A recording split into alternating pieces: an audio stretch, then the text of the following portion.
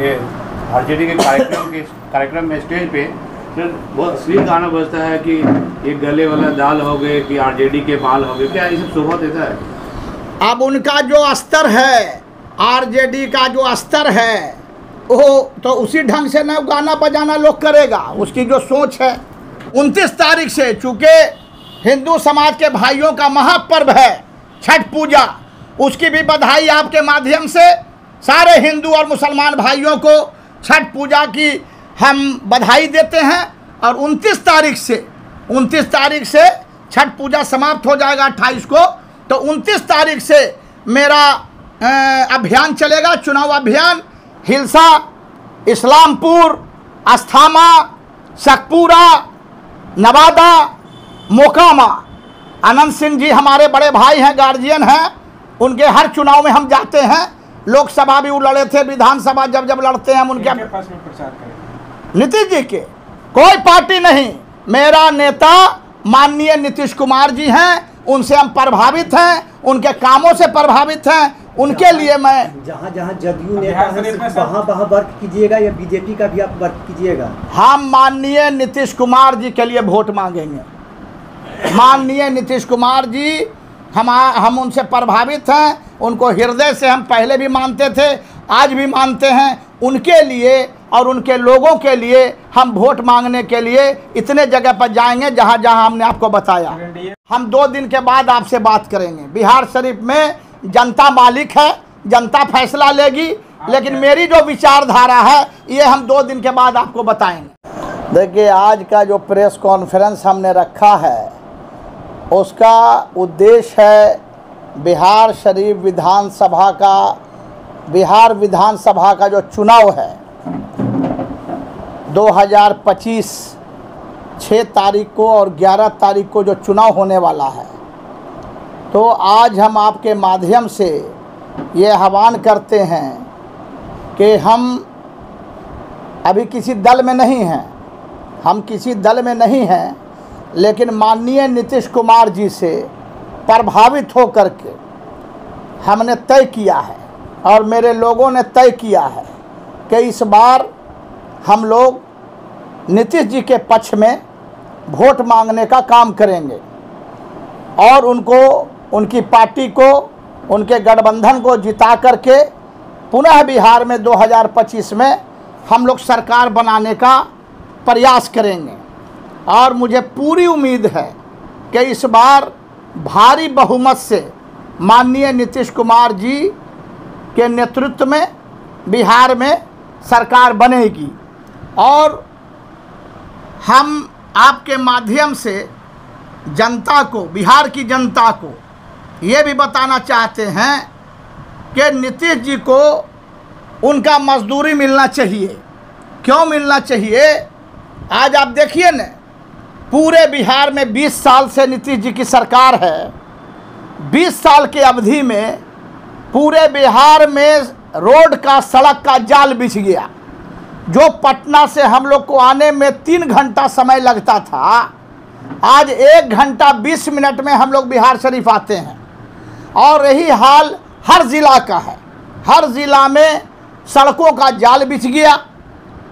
हर गांव में, हर मोहल्ले में पानी की समस्या ख़त्म हो गई। हर नल को जल मिला। तो पानी की जो समस्या पहले हुआ करती थी वो भी ख़त्म हो गई। और बिजली, जो बिजली 6 घंटा 8 घंटा गायब रहा करता था, आज 24 घंटा बिजली पूरे ज़िला को, बिहार प्रदेश के हर ज़िला को 24 घंटा बिजली मिल रहा है। तो सड़क की समस्या, बिजली की समस्या, पानी की समस्या, ये सारी समस्या को माननीय नीतीश कुमार जी ने दूर करने का काम किया। ये एक बड़ी उपलब्धि है। और अभी जैसा कि आपने सुना कि 125 यूनिट बिजली उन्होंने फ्री भी कर दिया है। और जो वृद्धा विधवा विकलांग पेंशन 400 मिलता था उसको भी बढ़ा के उन्होंने 1100 कर दिया है। अब एक मामला है रोजगार, उद्योग का।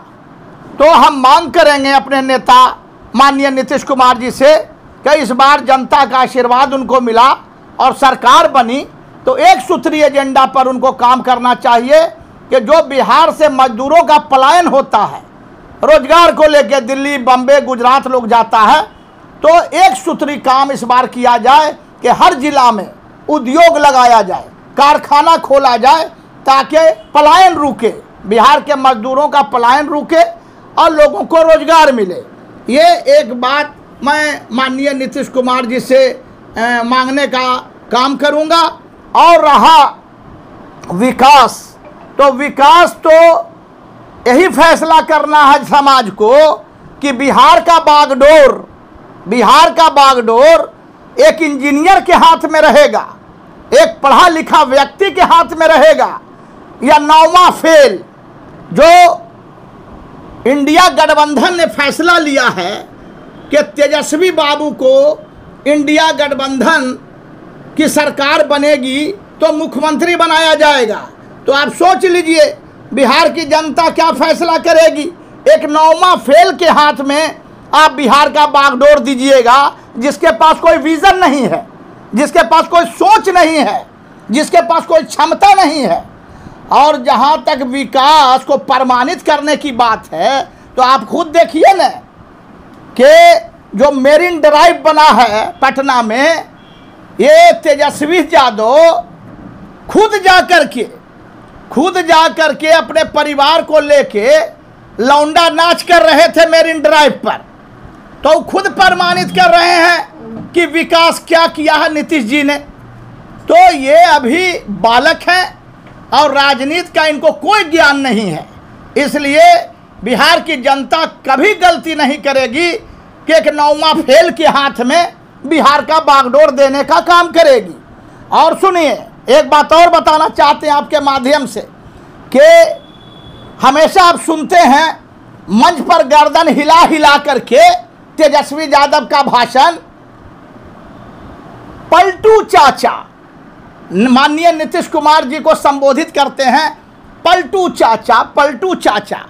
हम इनसे पूछना चाहते हैं कि जब जब नीतीश कुमार जी इनको न्योता देते हैं गठबंधन का, तो इन नंगे पैर दौड़ के क्यों चले जाते हैं माननीय नीतीश कुमार जी से हाथ मिलाने? तो इनका कौन नीति और सिद्धांत है, ये बतावे न। कि वो तो ठीक है, माननीय नीतीश कुमार जी पलटू चाचा हैं, आप क्या हैं? माने इनके साथ हाथ मिला लिए आके नीतीश जी, तो डार्लिंग चाचा हो गए, प्यारे चाचा हो गए। माने इनसे हाथ मिला लीजिए तो डार्लिंग चाचा। आज जब इनसे हाथ नहीं मिला के बीजेपी से हाथ मिला लेते हैं तब पलटू चाचा। वाह, इनका नीति सिद्धांत अलग है, इसलिए ये सब कहानी कथनी अब नहीं चलेगा। और माननीय नीतीश कुमार जी के नेतृत्व में, और एक चीज और बिहार की जनता को हम बता देना चाहते हैं कि माननीय नीतीश कुमार जी का जो जनाधार है, अरे पिछले बार चिराग पासवान जी कुछ नाराज होकर के जदयू के सारे सीट पर अपना कैंडिडेट दे दिए थे। सुन लीजिए बिहार की जनता, बिहार की आवाम सुन लीजिए, कोई लड़ाई नहीं है बिहार में।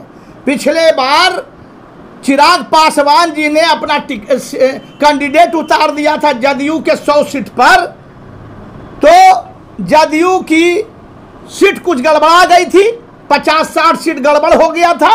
माननीय नीतीश कुमार जी को 40 सीट आया था, तब भी सरकार बनी। लेकिन इस बार लोजप्पा भी जदयू के साथ है, एनडीए के साथ है, तो इस बार जो है 250 सीट, आप लिख लीजिए आज का दिन, कम से कम 75 सीट जदयू, 75 सीट बीजेपी और कम से कम 25 सीट पर चिराग पासवान जी और जीतन राम मांझी जी, उपेंद्र कुशवाहा जी, मिला के 250 सीट इस बार एनडीए गठबंधन को आने जा रहा है। और बिहार के मुसलमान भाइयों से खास के हम अपील करेंगे कि ये जो मुसलमानों को ठगने का काम करता है इंडिया गठबंधन, बीजेपी को गब्बर सिंह बना के जो परोसता है कि नहीं हमको वोट दोगे तो बीजेपी आ जाएगा, कोई डर नहीं है मुसलमानों को। मुसलमान मुजाहिद कौम है, लड़ना और भिड़ना जानता है, कोई भी अन्याय करेगा उसको मुंह तोड़ जवाब देगा। और फिर कोई गलत फैसला अगर कोई भी सरकार लेती है तो न्यायपालिका बैठा हुआ है, सुप्रीम कोर्ट बैठा हुआ है गलत फैसला का खंडन करने के लिए। कोई डरने की जरूरत नहीं है। हमारे बिहार के मुसलमानों को यहाँ का मुखिया, एनडीए का मुखिया माननीय नीतीश कुमार जी हैं, ना कि ये बीजेपी है। इसलिए हम विश्वास और भरोसा करते हैं अपने नेता पर, और हम किसी दल में नहीं है। सुन लीजिए, हम 2007 में भी 2007 में भी हम माननीय नीतीश कुमार जी से प्रभावित होके उनके साथ जाना चाहते थे, लेकिन हमारे नेता माननीय लालू प्रसाद यादव जी के दबाव में, और चूंकि 1 बजे रात में वो चले आए थे हमसे मिलने बिहार शरीफ, और उन्होंने हमको रोक दिया था। नहीं तो 2007 से ही हम माननीय नीतीश कुमार जी से प्रभावित हैं और उनके साथ काम करना चाहते थे। लेकिन 1 बजे रात में हमारे नेता माननीय लालू प्रसाद यादव जी हमारे घर चले आए बिहार शरीफ गढ़ पर, और हमको उन्होंने माननीय नीतीश कुमार जी का समर्थन करने से रोक दिया था। नहीं तो 2007 ही में हम माननीय नीतीश कुमार जी के साथ होते। लेकिन चलिए, देर है, देर आए दुरुस्त आए। हमको पता चल गया आज के डेट में कि ये जो मुसलमानों को ठगने की राजनीति हो रही है बिहार में। अब आप सोचिए ना, हम किसी जात के विरोधी नहीं हैं, यादव समाज भी हमारा भाई है, हमारा परिवार है। लेकिन आप सोचिए ना कि 14% वोट है यादव भाइयों का, 80 टिकट इंडिया गठबंधन ने 80 सीट पर लड़ाया, और मुसलमान का 18% वोट है। कितना सीट दिया है? मात्र 29 सीट इंडिया गठबंधन। ये कोई न्याय है जी? है 1% है मुकेश सहनी जी का वोट, 1%, और उनको दिया 18 टिकट। हेलीकॉप्टर पर बैठा के उनको घुमाया जाता है। और सुनिए, उप मुख्यमंत्री का ऐलान हो गया, इंडिया गठबंधन सरकार बनेगी तो मुकेश सहनी जी को उप मुख्यमंत्री, और मुसलमान ठन गोपाला। तो न राधा को सवामन होगा और न राधा नाचेगी, न सरकार बनेगी इंडिया गठबंधन की, और न मुकेश सहनी उप मुख्यमंत्री होंगे। इसलिए बिहार के मुसलमानों से खास करके और हिंदू समाज से अपील है कि किसी भी हाल में बिहार में इंडिया गठबंधन को लौटने नहीं दिया जाए।